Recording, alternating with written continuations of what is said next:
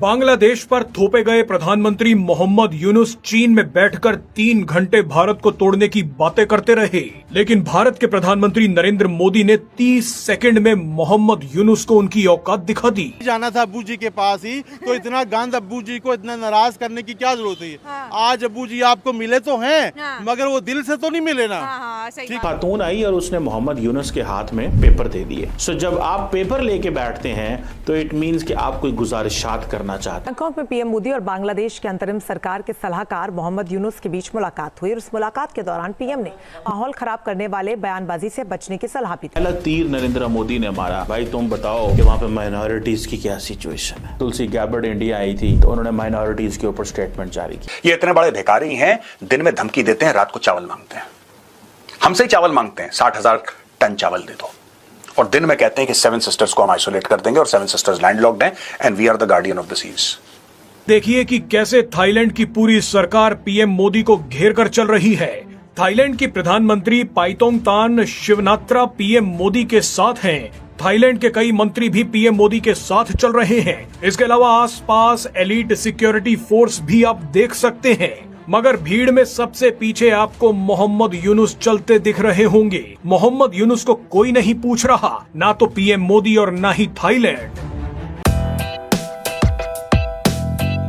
अगर भारत चाहे तो बांग्लादेश की नाक में दम कर सकता है, और मुझे लगता है अब समय आ गया है बांग्लादेश की नाक में दम करना चाहिए। दोस्तों देखो, एक बात बताऊं मैं आपको, पाकिस्तान इतना बड़ा थ्रेट नहीं है। पाकिस्तान इतना बड़ा थ्रेट नहीं है। Bangladesh is slowly emerging to be a migraine for India unnecessarily. ये इतने बड़े भिखारी हैं, दिन में धमकी देते हैं, रात को चावल मांगते हैं। हमसे ही चावल मांगते हैं, 60,000 टन चावल दे दो, और दिन में कहते हैं कि 7 सिस्टर्स को हम आइसोलेट कर देंगे और 7 सिस्टर्स लैंडलॉक्ड हैं and we are the guardian of the seas. दोस्तों वक्त आ गया, India must make up its mind. और मैं कह रहा हूं होगा क्या यार, मुझे अभी तक ये समझ में नहीं आया। मुझे आज तक ये समझ में नहीं आया कि होगा क्या यार। अगर इंडियन आर्मी को यह आदेश दिया जाता है, इंडियन एयरफोर्स को यह आदेश दिया जाता है कि जितने भी उनके एसेट्स हैं, एक तो नेवल ब्लॉकेड करो, वहां पे नेवल ब्लॉकेड करो। और चिटागोंग के पास नेवल ब्लॉकेड हुआ था 1971 वॉर में। दोस्तों आप इतिहास पढ़ना, वहां पे हमारे एयरक्राफ्ट कैरियर से फाइटर जेट्स गए थे जिन्होंने चिटागोंग हिल ट्रैक्ट्स पे बॉम्बिंग करी थी। आप यहां से इनका नेवल ब्लॉकेड करो, किसी का बाप आपको नहीं रोक सकता, आप करो तो एक बार। और वहां से दोस्तों आप जो आपके कोर्स हैं, तीनों कोर्स जो मैंने कल आपको दिखाए थे अपने द चाणक्य डायलॉग्स हिंदी में, आप उन कोर को एक्टिवेट करो। यहां से नेवी ने ब्लॉकेड करा, bomb them and ask your army to walk in. मैं बता रहा हूं, ये जितनी भी हेकड़ी है ना, ये 22 किलोमीटर चौड़ी है, चिकन नेक, हम ये कर देंगे वो कर देंगे। दोस्तों आपको नहीं पता, अगर चाइना और इंडिया ऐसे करके हो गए और उनके बीच में जो तकरार है अगर वो बहुत कम हो गया दोस्तों, अगर ये कम हो गया तो फिर मोहम्मद यूनुस को कौन पूछेगा? अमेरिका पूछ नहीं रहा। चाइना कहेगा यार हम तो दोस्ती कर रहे हैं, तुम तो हमें भड़का रहे हो, कोने में चलो। इसलिए बहुत जरूरी है मोहम्मद यूनुस को सरवाइव करने के लिए कि साहब ये काम करे चुपचाप से, ठीक है, चुपचाप से एक काम करे, ये जाके चाइना को बोले कि देखो यार ये 7 सिस्टर्स हैं, ये ज्योग्राफी है, ये भारत का नॉर्थ ईस्ट है, अगर आपको आना है तो आप हमारे पास। 7 सिस्टर्स का क्या लेना देना? आप तो यही चाहते हो ना कि चाइना और बांग्लादेश का ट्रेड बढ़े, उसमें 7 सिस्टर्स कहां से आ गई बीच में? बड़ी उम्मीदें लेके बैठा है कि भाई हमारी सुनवाई हो जाए। डिमांड क्या है? यूनुस मोदी से कह रहे हैं कि शेख हसीना को वापस करें। आपसे जानते हैं क्या इंडिया इस डिमांड को मान लेगा? कभी भी नहीं मानेगा। इन्होंने तो धमकी भी दी थी उसको, अवाम ने भी दी है, हुकूमत ने भी दी है, प्रोटेस्ट करेंगे, आप हसीना वाजिद को वापस करें। भाई उसने वापस नहीं करना, और आप अभी भी हसीना वाजिद को तो छोड़ दो। अगर आपने अपने आप को सेट करना है तो हसीना वाजिद का नाम ना लें। अगर मोदी जी आपके ऊपर कोई करम करता है, कोई मेहरबानी करता है तो अलग बात है, वैसे आपको मोदी को करना नहीं चाहिए, इनको फाइन करना चाहिए। ताकि बांग्लादेशी हिंदुओं को बड़ा टारगेट किया था ना, वो चीज तो वो कह रहे all eyes on Bangladeshi Hindu trend भी इंडिया में चला था, तो उस चीज पे मंदिरों पे इन्होंने अटैक किए थे, तो क्या यूनुस वो सब चीजें भूल गया? नहीं, देखिए ना, जब कहते हैं ना, जब हाथ से बात निकल जाती है तो फिर हर मिन्नत मसाजद पे इंसान चला आता है। अभी ये मिन्नते वाली बात है ना कि मिन्नते कर रहा है कि अभी हमें ये दे दें, हमें ये दे दें, तो कुछ भी नहीं होने वाला, कुछ भी नहीं होने वाला। मोदी ने कुछ भी इनको नहीं देना, हसीना नहीं देनी, कभी भी नहीं देंगे। क्यों दें, किस लिए दें भाई, किस लिए दें?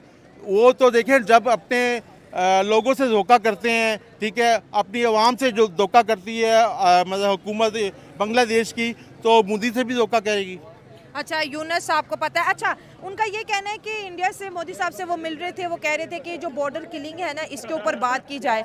अब जाहिर है बॉर्डर जो कोई भी इलीगली, वो पाकिस्तान का बॉर्डर हो, वो इंडिया का हो, वो बांग्लादेश का हो, जो क्रॉस करेगा, जो बॉर्डर की फोर्सेस है, जाहिर है उनके पास राइट है कि वो उनको किल कर सकती हैं। अगर इंडिया इतना ही बुरा है और इंडिया के खिलाफ बांग्लादेश में इतने ही प्रोटेस्ट हुए हैं, तो फिर बांग्लादेशी इंडिया की तरफ क्यों इलीगली जा रहे हैं और बॉर्डर क्रॉस कर रहे हैं? अगर एक मुल्क बुरा है तो फिर आप वहाँ क्यों जा रहे हो?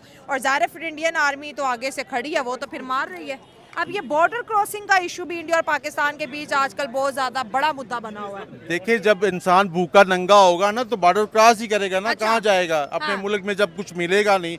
तो जिस तरह हम जा रहे हैं डंकियां लगा के बॉर्डर क्रॉस करके जा रहे हैं, तो जाहिर सी बात है जहाँ से मिलना है खाना उधर ही जाना है। तो लिहाजा जब आपने बॉर्डर भी क्रॉस करना है और आपने उनसे ही खाना भी लेना है, तो फिर बांग्लादेश को मिला क्या? अच्छा। इतनी एक्सरसाइज करने का क्या फायदा हुआ? दोस्तों, आखिरकार मोहम्मद यूनुस और नरेंद्र मोदी की मुलाकात जो है वो बिम्स्टेक समिट जो बैंकॉक में हुई है उसकी साइडलाइन पे हो गई है। पहले मैं बात करना चाहता हूं कि मोहम्मद यूनुस बड़े घबराए हुए थे।